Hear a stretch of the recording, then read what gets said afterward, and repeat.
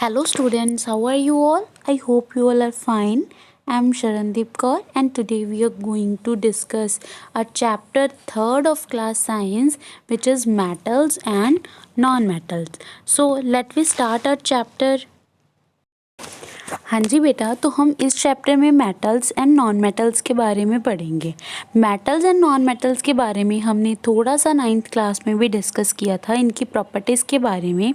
And हम metals and non metals को daily life में भी काफ़ी यूज़ करते हैं, है ना। आपको पता ही होगा बेटा मेटल्स एंड नॉन मेटल्स के बारे में, है ना। हमने पहले भी डिस्कस किया है एंड हम बहुत टाइम से डिस्कस करते आ रहे हैं।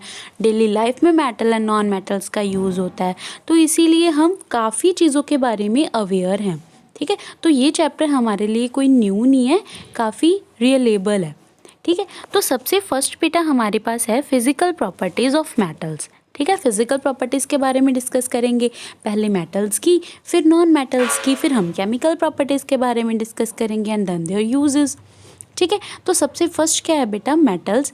मेटल्स क्या होते हैं, हमें पता है बेटा मेटल्स की क्या क्या प्रॉपर्टीज़ होती हैं। पहले हम प्रॉपर्टीज़ को कैटेगराइज कर लेते हैं, फिर हम एक्टिविटीज़ के थ्रू उन सभी प्रॉपर्टीज़ को देखेंगे, ठीक है। तो देखो बेटा मेटल्स की प्रॉपर्टीज़ क्या होती हैं।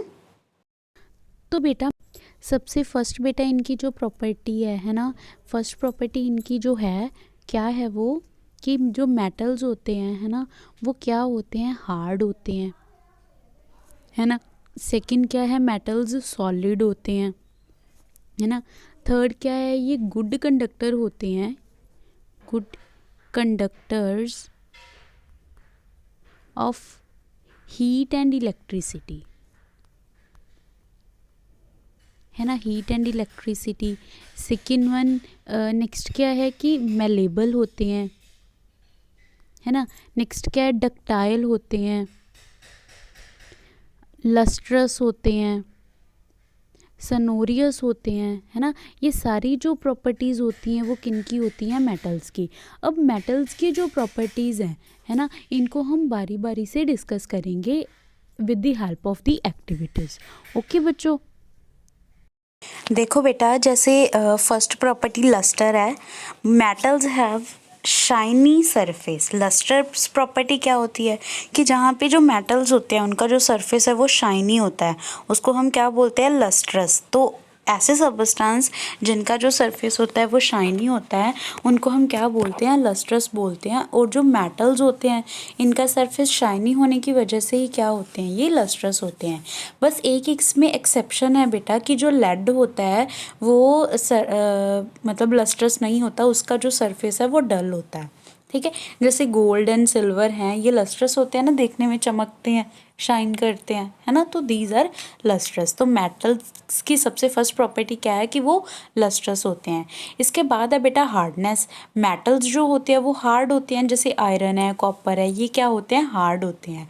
कौन कौन कुछ मेटल्स बेटा ऐसे हैं जो हार्ड नहीं होते हैं, जैसे सोडियम है, पोटाशियम है ना, लिथियम, मरकरी, गैलियम, ये सारे क्या हैं बेटा, सॉफ्ट मेटल्स हैं, ये हार्ड मेटल्स नहीं होते, ठीक है। जो मरकरी होता है बेटा ये क्या होता है, लिक्विड होता है, ठीक है। Mercury is liquid. अब बेटा क्या है कि जो सोडियम एंड पोटाशियम है ये बहुत ज़्यादा सॉफ्ट होते हैं, इनको नाइफ से भी कट किया जा सकता है, ठीक है। इसके अलावा बेटा एक चीज़ और कि जो सबसे मतलब हम बोल दे कि सॉफ्ट मेटल होता है, ठीक है। सबसे जो सॉफ्ट मेटल है, ये ध्यान में रखना बेटा, सबसे जो सॉफ्टेस्ट मेटल होता है, सॉफ्टेस्ट मेटल जो होता है दैट इज सीजियम, ठीक है। CS के साथ इसको डिनोट किया जाता है, सीजियम। सीजियम क्या है बेटा, सबसे सॉफ्ट मेटल है, ठीक है। एंड सबसे जो हार्ड मेटल है, हार्डेस्ट मेटल है, लिख लो बेटा ये चीज़, जो सबसे हार्डेस्ट मेटल है वो कौन सा है, क्रोमियम, Cr, ठीक है। क्रोमियम जो होता है वो क्या होता है, सबसे हार्डेस्ट मेटल होता है, ठीक है। इसके बाद है बेटा स्टेट। फिजिकल स्टेट क्या होती है इसकी, मेटल्स जो होते हैं वो जनरली क्या होते हैं, सॉलिड स्टेट में एग्जिस्ट करते हैं, ठीक है। बट जो मरकरी होता है वो रूम टेम्परेचर पे लिक्विड होता है। गैलियम रूम टेम्परेचर पे लिक्विड नहीं होता, रूम टेम्परेचर पे तो ये बेटा सॉलिड ही होता है, ध्यान में रखना। गैलियम रूम टेम्परेचर पे तो सॉलिड ही होता है, बट इसका जो मेल्टिंग पॉइंट होता है ना वो बहुत कम होता है, वेरी लो मेल्टिंग पॉइंट होता है गैलियम का।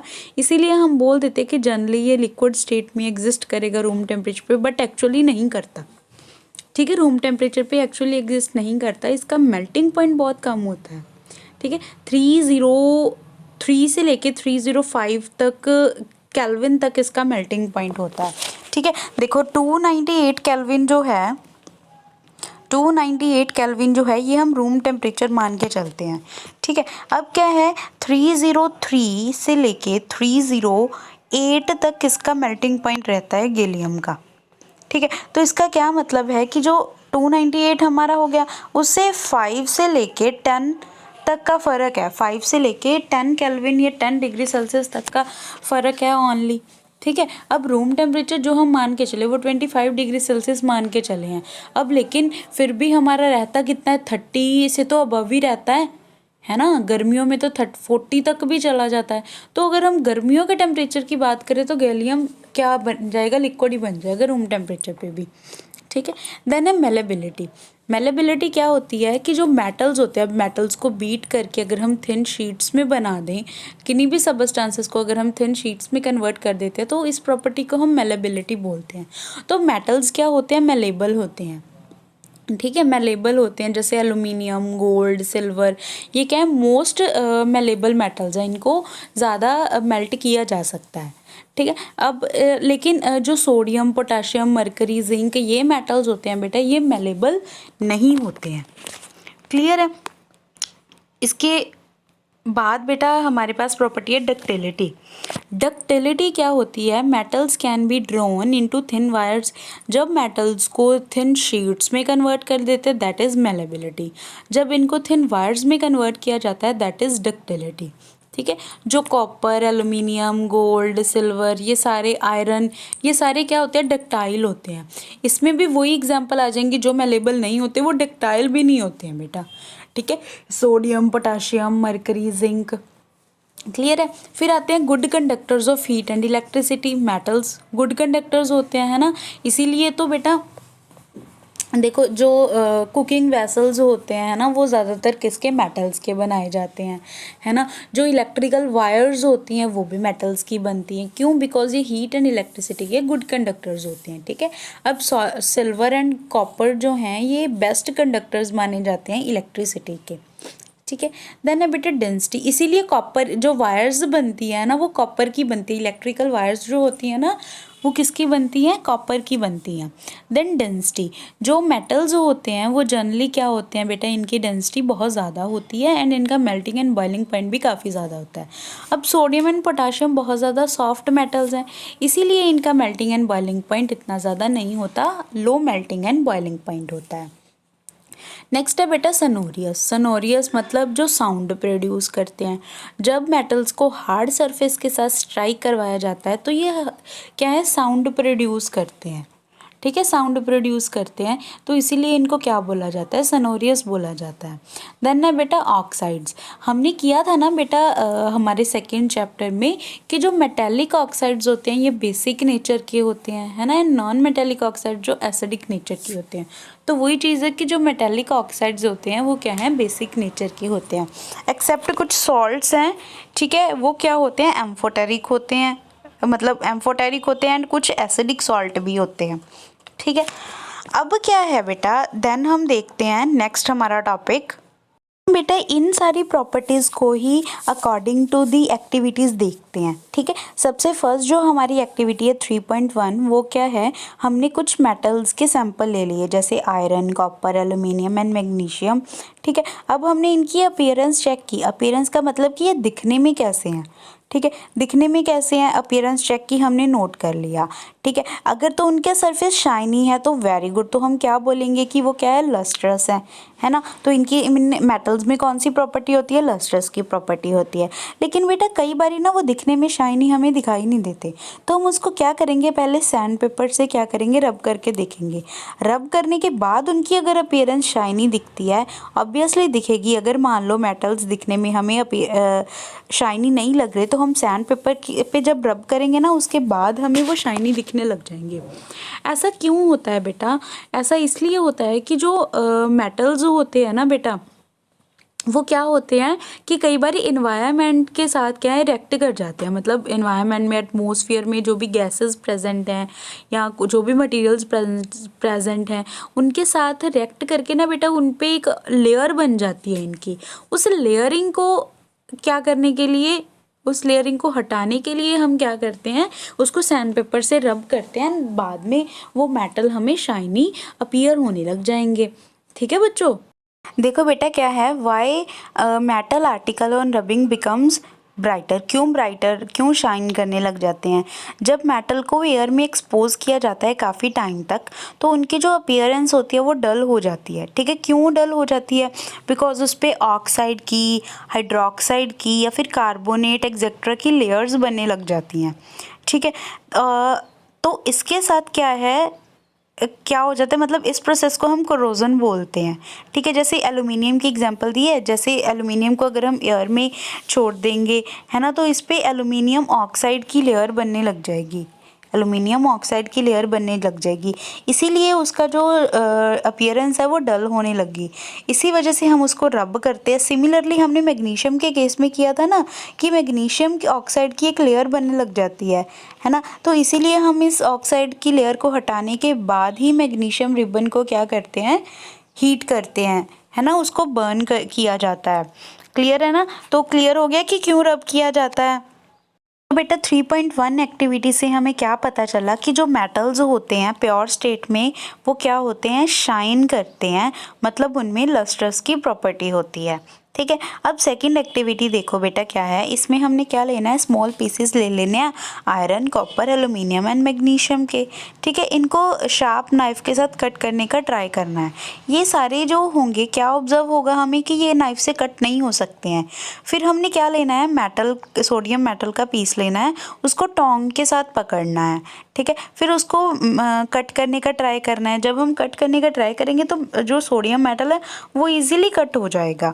ठीक है, इसका क्या मतलब है कि कुछ मेटल्स तो ऐसे होते हैं, है ना, जो हार्ड होते हैं, वो क्या है, नाइफ के साथ उनको कट नहीं किया जा सकता। ज़्यादातर मेटल्स हार्ड ही होंगे। कुछ के जैसे सोडियम है, पोटाशियम है ना, और कौन सा था, हमने लिथियम किया था, सीजियम, मरकरी, ये कुछ मेटल्स हैं जो क्या है बेटा बहुत ज़्यादा सॉफ्ट होते हैं, है ना। सॉफ्टेस्ट मेटल हमने कौन सा किया था, सीजियम, है ना। तो ये मेटल्स क्या है, काफ़ी ज़्यादा सॉफ्ट होते हैं, इनको हम नाइफ के साथ कट कर सकते हैं। ठीक है, अब इन्होंने कहा है बेटा कि पेयर ऑफ टोंग के साथ ही हमने क्या करना है, उसको पकड़ना है। टोंग्स एक तरह से चिमटे की तरह होते हैं।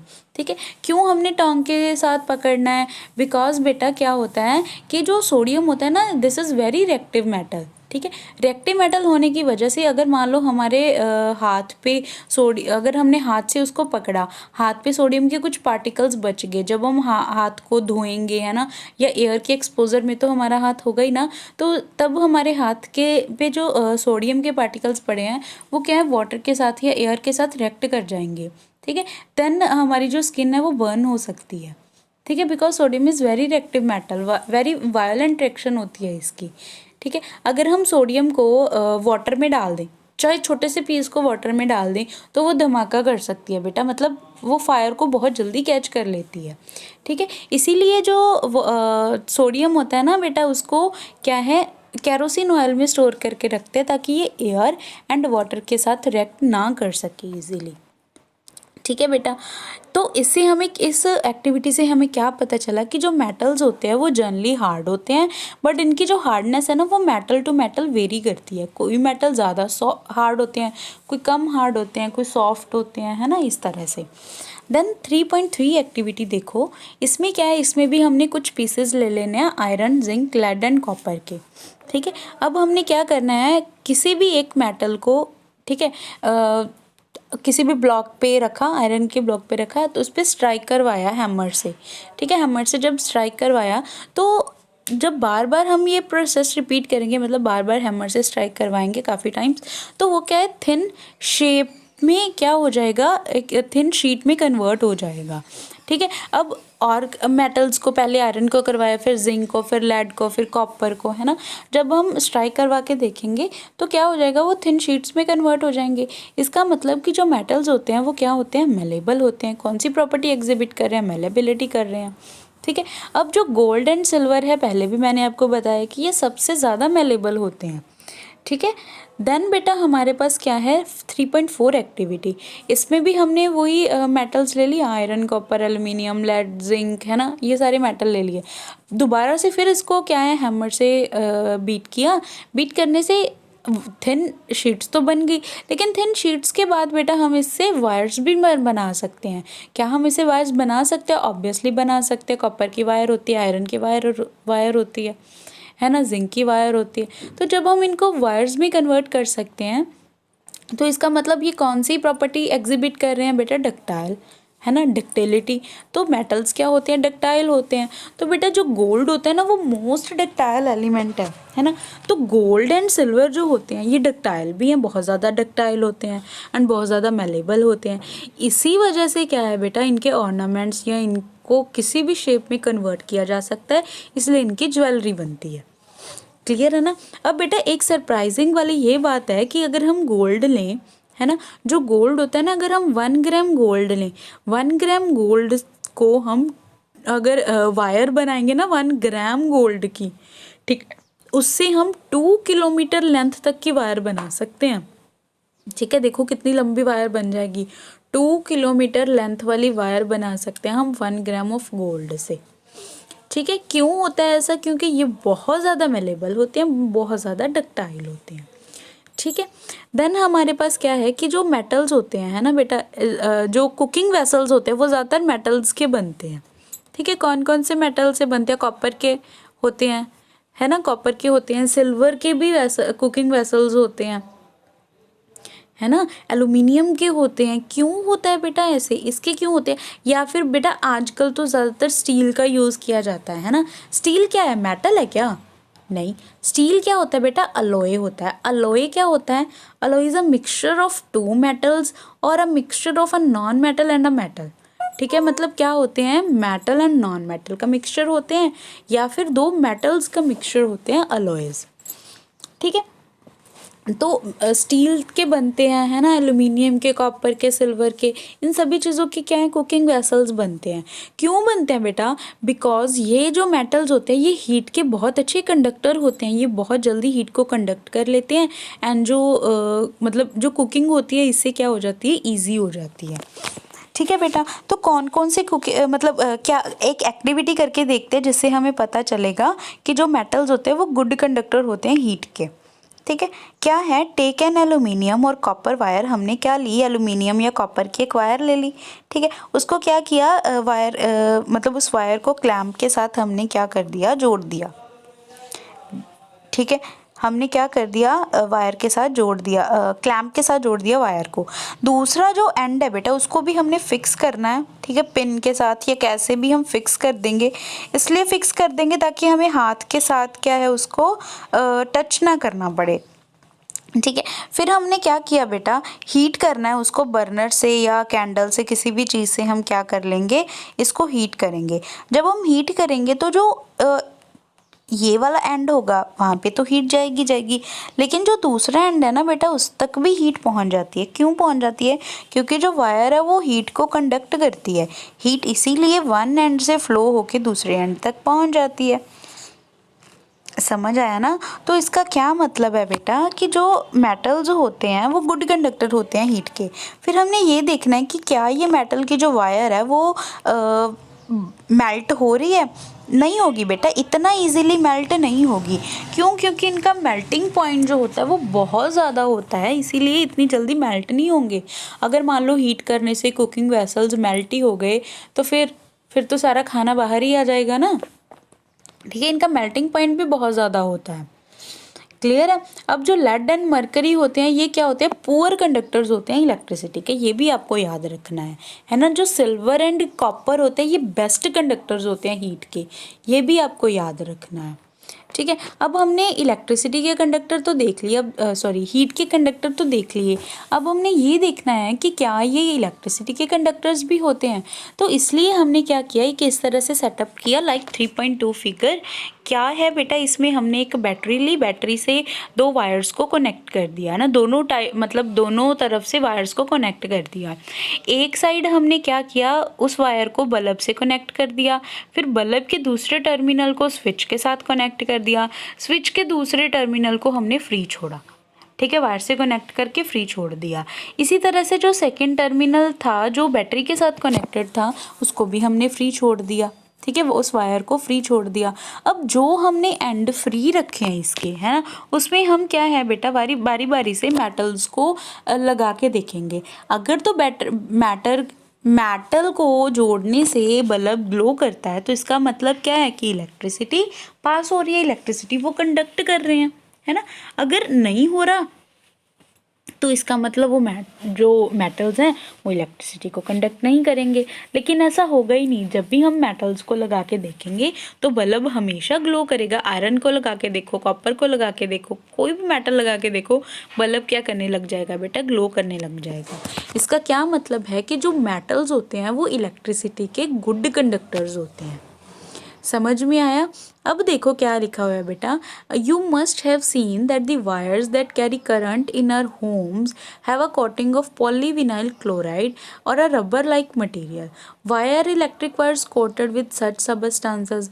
जो बेटा हमारी इलेक्ट्रिक वायर्स होती हैं ना, जो केबल वायर्स होती है कोई भी, है ना, तो वो जो वायर्स होती हैं बेटा, है ना, उसको रबर के साथ ऊपर से कवर किया होता है। ठीक है, लेकिन अंदर से उनमें कॉपर वायर्स होती हैं। ठीक है, ऐसा क्यों होता है, क्योंकि कॉपर ने तो इलेक्ट्रिसिटी को कंडक्ट करवाना है, कंडक्ट होगी इलेक्ट्रिसिटी, इसीलिए तो हमारे जो इलेक्ट्रिकल अप्लायंसेस होते हैं वो चलते हैं। लेकिन इसीलिए बेटा उस पर पीवीसी या रबर की कवरिंग की होती है, ताकि क्योंकि वो क्या होते हैं, इंसुलेटर होते हैं इलेक्ट्रिसिटी के, वो कंडक्ट नहीं करते हैं इलेक्ट्रिसिटी को, ताकि वायर को टच करने पे हमें करंट ना लगे। ठीक है, हमें से इलेक्ट्रिसिटी पास ना हो, इसी वजह से उसको कोटिंग की जाती है। ठीक है बेटा, अब क्या है कि मेटल्स को अगर हम हार्ड सरफेस से स्ट्राइक करवाएंगे तब क्या होगा, साउंड प्रोड्यूस होगी। इसका क्या मतलब है कि जो मेटल्स होते हैं सनोरियस होते हैं, है ना। जैसे हमारे स्कूल में बेल्स होती है, स्कूल बेल्स होती हैं, है ना, उसको स्ट्राइक करवाया जाता है ना, मतलब वो आयरन की बनी होती हैं, है ना, जो बेल्स होती हैं उनको किसी वुडन ब्लॉक के साथ क्या हिट करवाया जाता है तो वो साउंड प्रोड्यूस करती हैं, है ना। क्यों प्रोड्यूस करती हैं, because metals are sonorous in nature. ठीक है बेटा, अब नेक्स्ट लेक्चर में हम क्या करेंगे बच्चों, नेक्स्ट लेक्चर में हम नॉन मेटल्स की प्रॉपर्टीज़ के बारे में डिस्कस करेंगे। ठीक है बेटा, thank you and have a nice day.